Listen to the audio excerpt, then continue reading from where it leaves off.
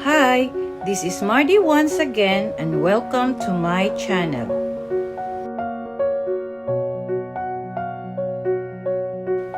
Our topic for today ay tungkol sa talambuhay ni Rodrigo Rua Duterte, ang kasalukuyang presidente ng bansang Pilipinas. Ating alamin kung bakit para sa akin siya ay buhay na bayani.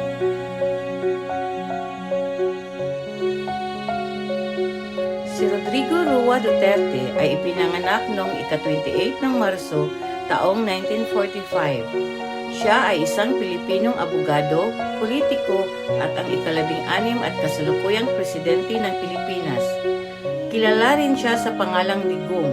Siya ang unang pangulo mula sa Mindanao at ang pinakamatandang naging presidente sa kasaysayan ng Pilipinas sa edad na 71.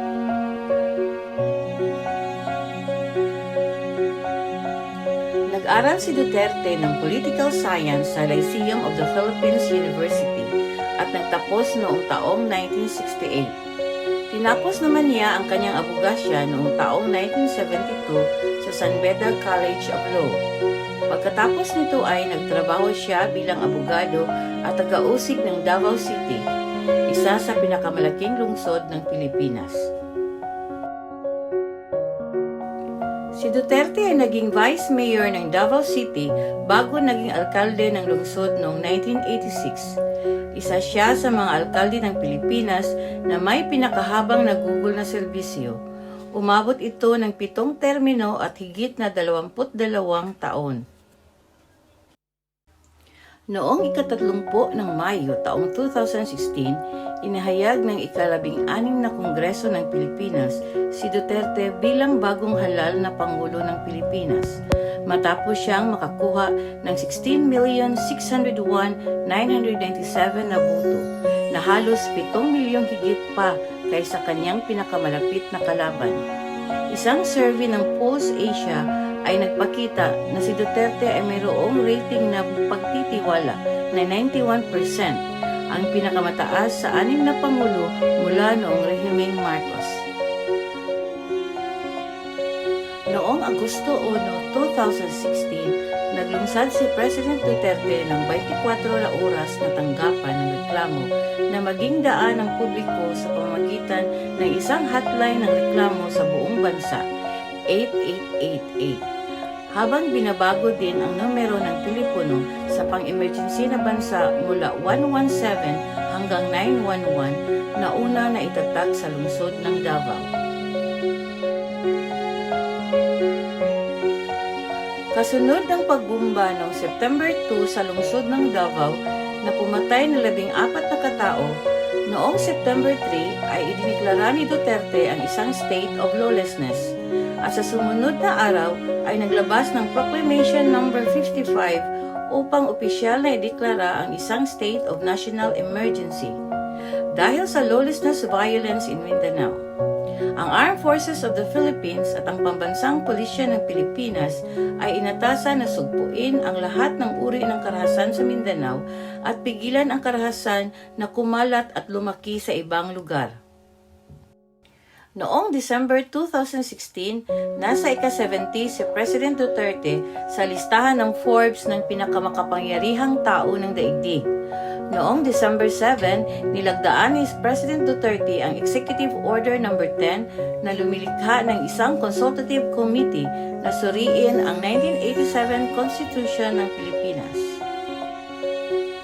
Nilagdaan ni President Duterte ang Executive Order No. 26 na nagpataw ng pagbabawal sa paninigarilyo sa mga pampublikong lugar noong Mayo 16, 2017. Sa parehong buwan, sinimulang ipatupad ng Administrasyong Duterte ang Anti-Destructive Driving Act. Sa panahon ng kanyang kampanya at paglipat sa pagkapangulo, nananawagan si President Duterte na muling ibalik ang parusang kamatayan sa bansa upang mapatay ang mga kriminal na sangkot sa karumaldumal na krimen tulad ng kalakalan sa illegal na droga. Isa sa kanyang domestic policy ay ang kampanya laban sa droga. Katuwiran ni Duterte, kapag hindi masumpo ang illegal na droga, ang Pilipinas ay delikadong maging narco state.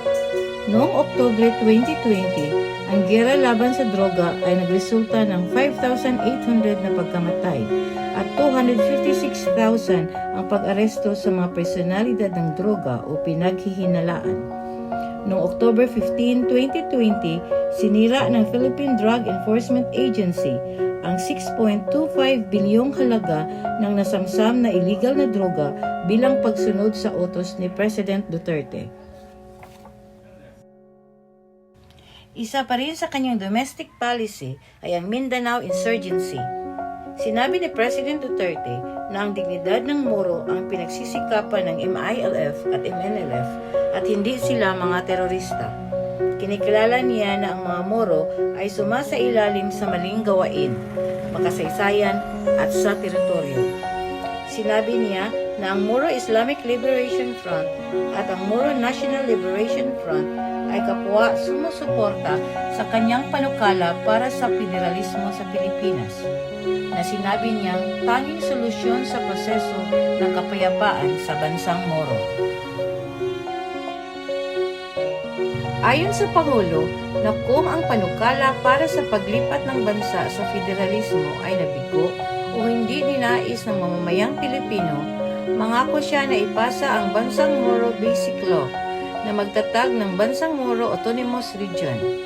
Idinagdag din niya na ang Basic Law ay dapat makinabang sa parihong MILF at MNLF na sinasabing handa siyang makipag-ayos na kapwa-seksyonista upang simulan ang isang muling pagsasaayos ng teritoryo.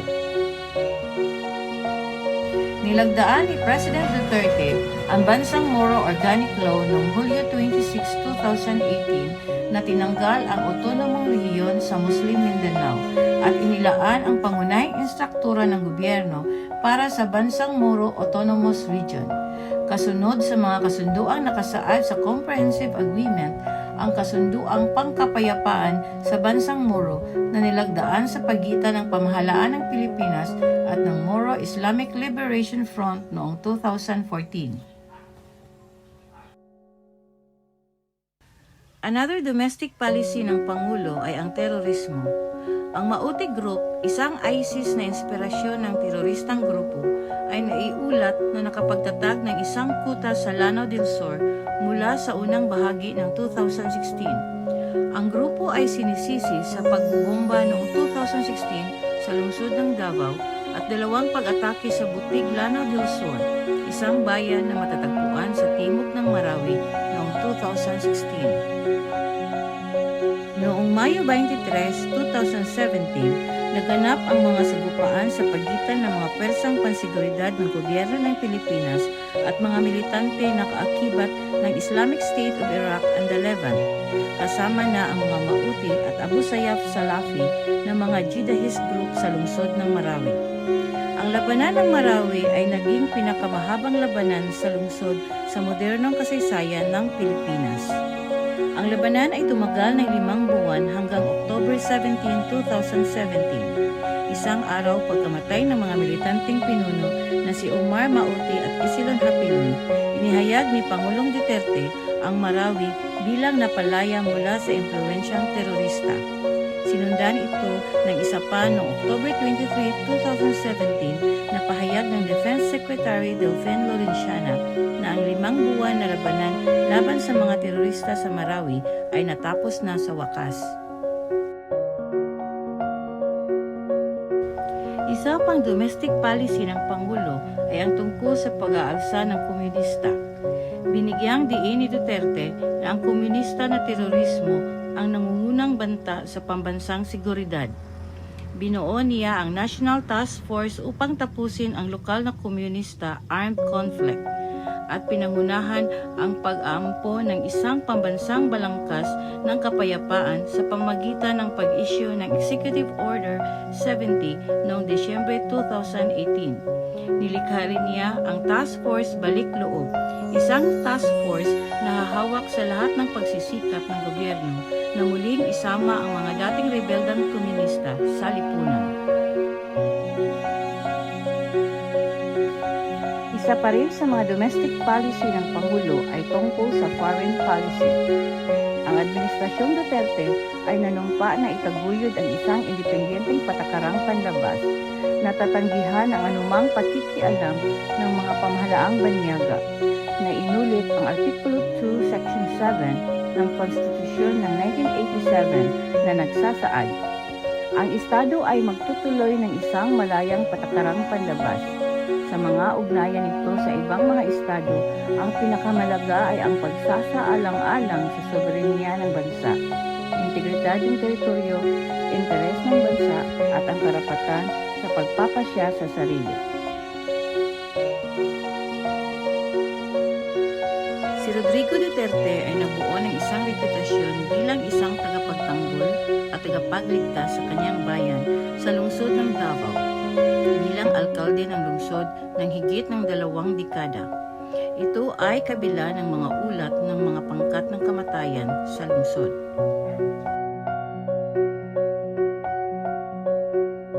Si President Rodrigo Duterte ay inilarawan bilang isang popularista, kasama ang kanyang foul-mouthed remarks laban sa mga piling tao ng bansa na pumwesto sa kanya bilang isang tao ng bayan.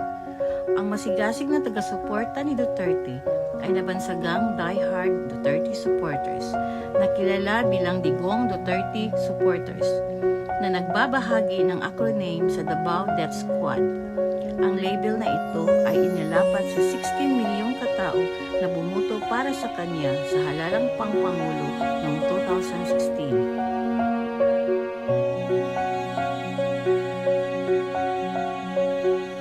Maraming salamat at sana'y nagustuhan niyo ang talambuhay ni President Rodrigo Roa Duterte.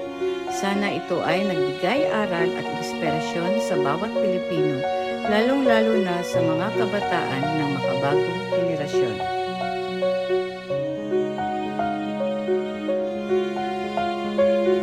Thank you for watching and please don't forget to like, comment, and subscribe.